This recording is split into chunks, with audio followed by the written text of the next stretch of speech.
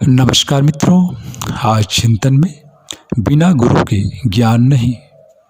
महर्षि सुखदेव महर्षि वेदव्यास के अयोनिजित पुत्र के रूप में प्रकट हुए थे। महर्षि वेदव्यास जी ने तेजस्वी पुत्र रत्न की प्राप्ति के लिए भगवान भोलेनाथ की घोर तपस्या की थी।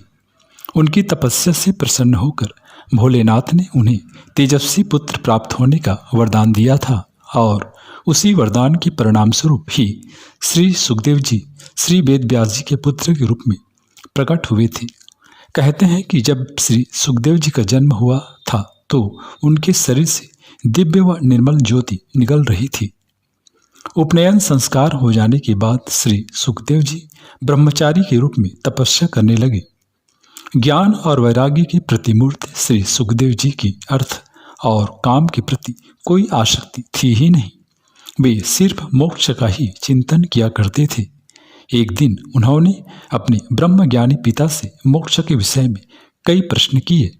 सभी प्रश्नों का समाधान करने के पश्चात महर्षि वेदव्यास जी ने अपने पुत्र को उपदेश देते हुए कहा, पुत्र, तुम भगवत शरणागति करो, भगवान का ही चिंतन मनन ध्यान करो। यह मानव शरीर पानी के बुलबुले के समान है। यह आज है और कल नहीं रहेगा। इस नश्वर शरीर का कोई भरोसा नहीं, पता नहीं कब इस शरीर का नाश हो जाए। जीवन के हर पल को तुम सचिंतन करते हुए व्यतीत करो। शरीर और संसार में कोई आसक्ति मत रखो। अनासक्त होकर अपने कर्तव्य का पालन करते रहो।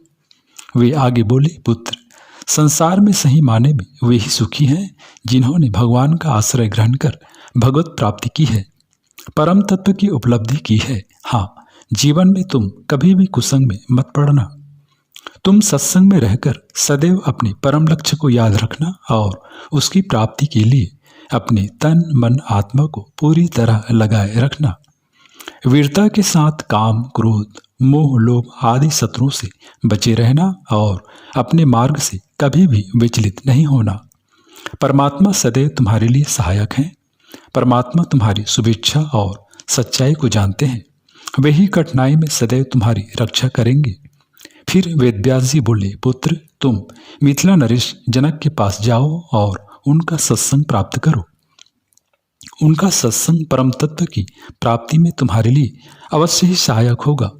वे ब्रह्मज्ञानी हैं। वे तुम्हारे संदेह को दूर कर तुम्हें स्वरूप बोध करा देंगे। तुम स्वभाव से जिज्ञासु हो। यह तुम्हारे लिए ज्ञान प्राप्ति में सहायक होगा। तुम बड़ी विनम्रता और श्रद्धा के साथ जाना, उन्हें नमन वंदन करना। मिथिला नरेश से ज्ञान चर्चा करते समय तुम उनकी परीक्षा लेने का भाव विचार मन में अपने बिल्कुल भी नहीं रखना। तुम कुछ या बहुत कुछ जानते हो, इसका घमंड बिल्कुल भी नहीं करना। तुम तितिक्षा करते हुए पैदल ही उनके पास जाना और उनकी आज्ञा का पालन करना। पिता की आज्ञा सिरोधारी कर श्री सुखदेव जी मिथिला की ओर चल पड़े। मार्ग की बाधाओं को प्यार करते हुए अगणित कष्ट कठिनाइयों को सहते हुए अंततः वे मिथिला नरेश के द्वार पर पहुंच गए। द्वारपालों ने उन्हें अंदर जाने से रोक लिया।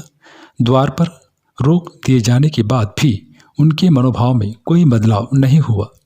वे यथावत मधुर भाव के साथ वहीं खड़े रहे।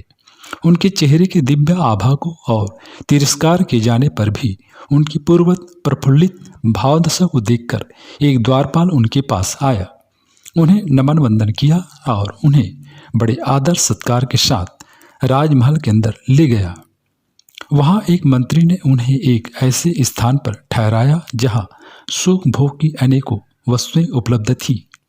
उनकी सेवा में रूप लावण्य और सौंदर्य से भरी सुंदर स्त्रियों को लगा दिया गया, परंतु उन्हें देखकर श्री सुखदेव जी की भावदशा पूर्ववत ही बनी रही।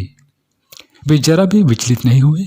उन्हें देखकर भी वे ऐसे देख रहे थे, वे ऐसे लग रहे थे मानो उन्होंने कुछ देखा ही ना हो।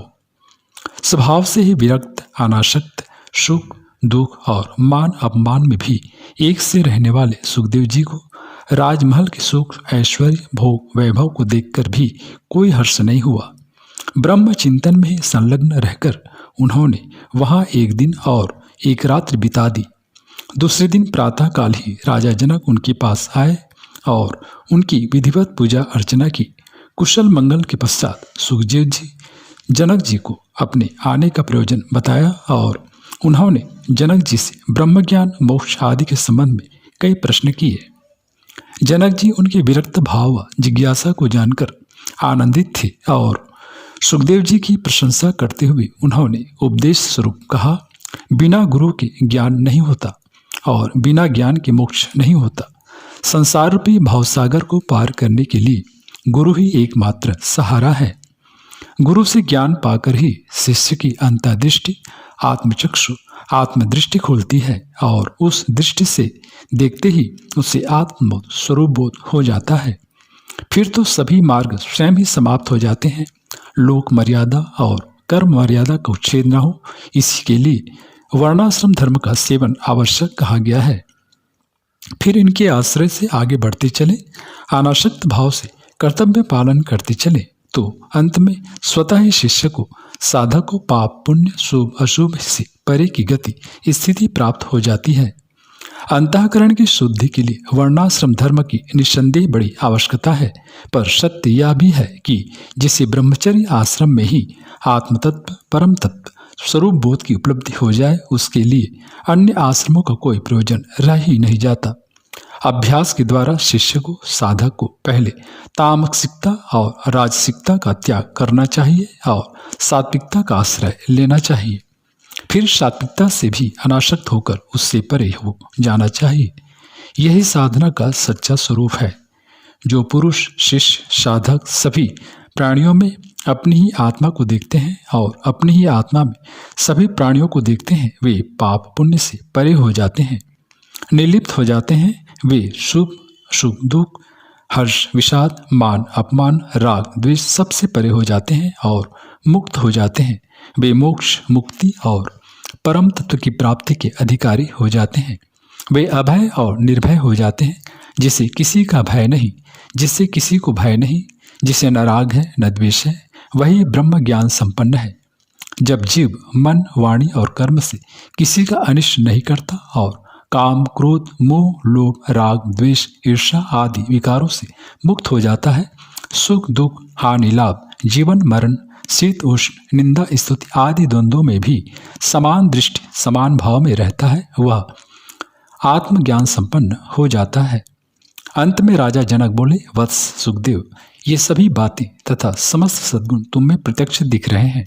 मैं जानता हूँ कि तुम ज्ञान वैराग्य में स्थित हो। तुम समस्त विषयों के द्वंद्वों के परे पहुँच चुके हो। तुम्हें ज्ञान प्राप्त है, विज्ञान प्राप्त है, तुम्हारी बुद्धि स्थिर है। तुम स्वयं ब्रह्म हो और मैं क्या कहूँ।